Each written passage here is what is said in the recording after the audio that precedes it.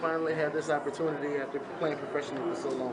I mean, I'm super excited about it. I've been trying to get to NBA before through the summer leagues. I was close, but unfortunately it didn't work out.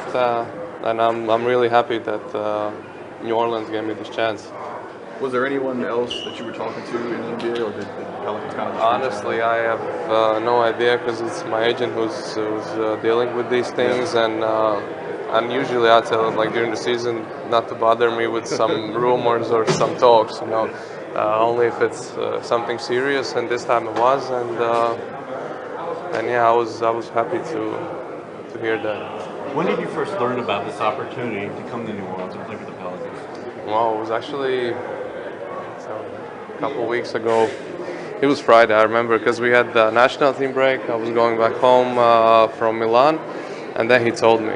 And but still, I was kind of like I really didn't believe it at the beginning because sometimes these things come up and usually doesn't work out at the end. But then I played the game with the national team. And we lost. I mean, we won, but we didn't qualify for the World Championship, and I was pretty upset. Like, I wasn't talking, not even my wife. And then these news came, and my agent told me, that's it, it's a done deal. So yeah, that really changed the way I felt. Mm-hmm. And what was the reaction from Dairis when you broke the news to him that you were coming to the NBA? I mean, he was excited, of course. I mean, think about it. Latvia is a small country, and like we have now 4 NBA players, and 2 of them are brothers. It's crazy. Did he offer you any advice, or you guys probably talk all the time? Yes, the advice was shoot the ball. Who shoots it better, you or him? Oh, we'll see that, but I shoot better. Sure. Obviously, you just arrived here. Have you had an opportunity to speak to any of the coaches or the team? What's your expectations? I'm here literally like 3 hours. I came straight from the airport, so I haven't really had a chance to sit down and talk. But we'll do it tomorrow morning, and then we'll see. So you have to like introduce yourself to some of your teammates when you were coming onto the floor, huh? Like, everybody, yes, everybody. Who wasn't in the locker room? Like, yeah, there were guys saying, "Hey, what's up, man? How you doing? Yeah, welcome, thanks." What are you kind of hoping to show during this final stretch of the season? I mean, I want to show that I can play here. That I can play at this level, and that's my goal. And first of all, to try to help the team as much as I can in these 15, 14 games that's left. And yeah, also my goal is here, like, just to prove myself that I can be here, I can play here. Do you want to play on Sunday? Do you expect to play on Sunday? I want to play for sure. I wanted to play today, but we'll see. It's up to coaches now, but yeah, I want to play, of course. Dairis, is this the first NBA game you've attended in person? No, actually, I've seen 2 games in Miami. Remember the crazy conference finals when they had against Celtics? I was in vacation in Miami, so I saw Game 5 and Game 7. Yeah. Did you know much about New Orleans before you found out you were coming here? About a city? No. I knew where it was. I knew it was. I was gonna be like close to my brother, and that's it. Then I had to look it up. But I'm excited to be here. Were you scared in the first quarter? Yeah, man. Yeah, but we good. We good. We good. So that's all that matters. Thank God. It's a blessing. They had us in what is that? On you guys, is that them just what is that? Part of it was on us, man. We got to do a better job getting back. Had a lot of guys crashing. We probably shouldn't have been crashing. They did a good job getting their hands deflections and kind of made the getting back off balance a little bit. And credit to them, they made some 3-pointers that kind of helped the game get away from us. What have you seen? I mean, a guy like Frank tonight. I mean, it seems like he's getting more comfortable in doing some of those things that maybe eluded him a little bit. For sure. I think he's just maturing over time. I think the game's slowing down for him. I think the coach staff is doing a good job putting him in spots.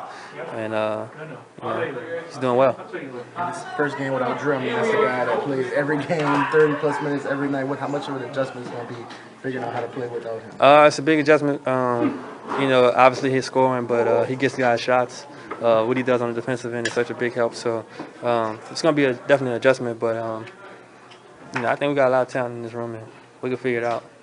Bertans, I mean, obviously he comes in. Were y'all like introducing himself? It looked like he was like introducing himself to people, like yeah, on the for bench, sure, like out there. Yeah, he was. I just seen him today. Today was my first time before the game. He walked in and just trying to figure out how to pronounce his name correctly. So, what do you have so far? How do you say it? I just call him DB. Figure it out later. So we got plane rides for bus rides. So, but now he seems like a good dude. Excited to see what he could do for us, and just building some kind of chemistry. Coach, that's a really good team down the hall that dominated in the second half. Your guys competed, though, it seemed, from the start tonight. Yeah, we did.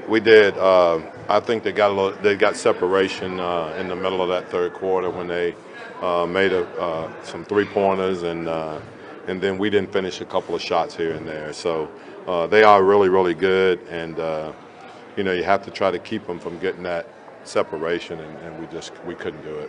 Coach, did the points off turnovers and their ability to get out on the break equal anything that you've seen this season? No, that was the big difference in the game, and it's not so much the turnovers. I mean, I know we had 25 points, but it wasn't really so much on the turnovers. They just outran us, and you get 53 points in transition, you're not going to lose a basketball game. I don't care who you're playing.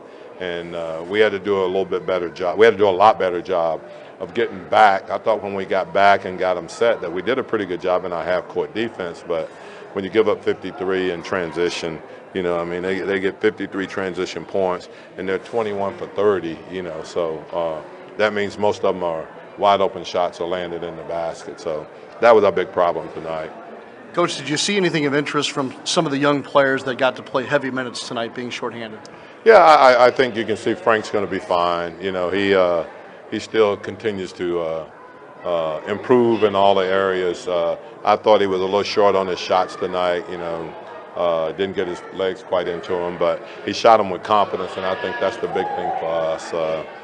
I think the minutes that Jalil played, you can see that he can still be a force that we can throw the ball to on the inside and do some things. And there was Chet. You play him every time Chet gets into the the mid-20s and minutes, he usually have double-figure points, double-figure rebounds, and so those are all positive things. I still think that we competed, and I think that, to me, that's the most important thing. I don't really care who we put out there. If we put 5 guys out there, we expect them to play hard and compete really hard, and I think that's what we're getting. So, with the situation of obviously not having Drew out there, AD didn't play tonight, not having Etwan, then I still thought that we competed at a real high level. We just ran into a situation in the middle of the third quarter where they had guys to go to, and we missed a couple of layups, missed a couple of open threes, and that's where they got the separation. Is it an important step for Frank to find a way to be effective even when his jump shot isn't falling away? Yeah, I think that's a good point, Will, that he has to find a way that if he's not making his jumper, how can he add to the game? I do think that he's getting much better defensively as he continues to learn how to navigate screens and do things like that. But I like the progress that he's making. I think he's too hard on himself, and he's got to get over that part of it, of being hard on himself every time he makes a mistake. But I see progress that he's making, see progress that Chet's making, and I think, right now that's what we're talking about, playing the young guys and making them, see if they can get better. Coach, regarding all those transition points you guys gave up, obviously it's on every player to get back, but does it hurt not having, say, Drew Holiday's presence out there? Maybe yeah, of course it does. And just the confidence that he gives the other guys on the floor, but we're in a situation right now where we wouldn't take any chances with him, so we'll just see how that goes. But I think it's really important right now that when we're playing the younger guys and they're playing minutes, like really important minutes tonight, I really like the way we played the first half. You know, we didn't get a great start in the second half, but I think it's really important for those guys playing important minutes to continue to get better. And that's the thing that I think we can gauge the rest of the games with, are the young players getting better. And I thought that, you know, Frank took a big step. You know, Chet took a big step. I think there's other guys, you know, like I said, the few minutes that Jaleel played, I thought he was pretty good. And that's what we got to continue to look at.